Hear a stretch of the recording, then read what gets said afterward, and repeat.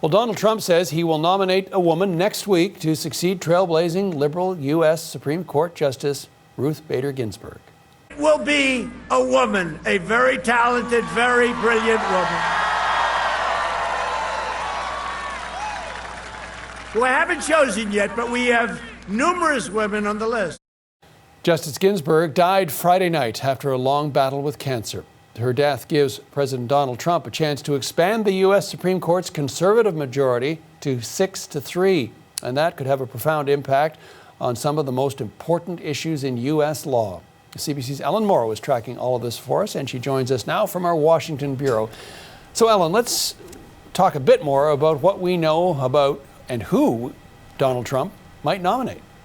Well, we don't know too much for certain, John, other than, as you said, it will be a woman, the nominee, according to the president, and the nominee will be announced at some point later this week. But two names have come to the fore. One of them is Amy Coney Barrett. The other is Barbara Lagoa. Coney Barrett was a frontrunner thinking back to 2018 when Brett Kavanaugh was eventually chosen to the Supreme Court at that time. And there was that very fractious confirmation process over the Kavanaugh nomination.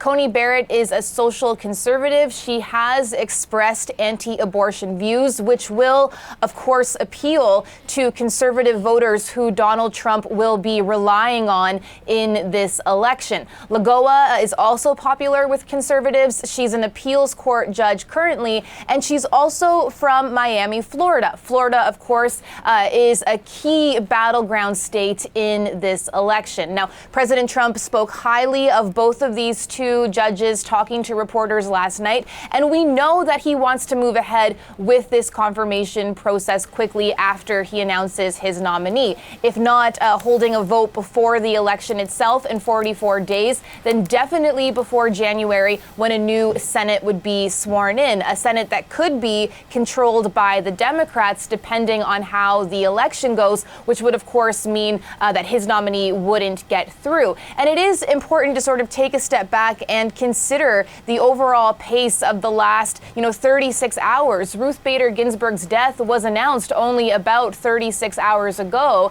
And here we are talking about these two possible contenders already. And last night when Trump was at that campaign rally in North Carolina and talking about replacing Ginsburg, the crowd chanted, "Fill that seat, fill that seat." That shows you just how much the fight over the seat is going to be a motivating factor in this election, John. There are so many factors swirling all around this. So at this point, hard to say, I know, Ellen, but how might all this play out?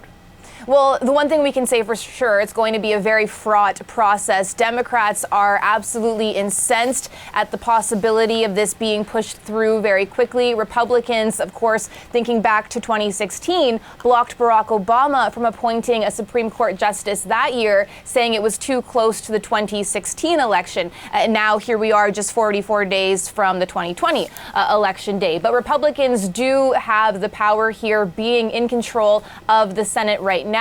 Republican leaders do want to get this done quickly, but to do that, they're going to need the support of 50 senators. There are 53 Republican senators, but some have already expressed opposition and concern to pushing this through too quickly. One of them is Senator Susan Collins of Maine. She said in a statement that the next justice should be appointed by the winner of the November 3rd election. President Trump criticized Collins at his rally last night. Here's what he said. We won the election. Now then we have some senators that, forget it. We think of it. I won't say it. I won't say it, Susan. I won't say it, Susan.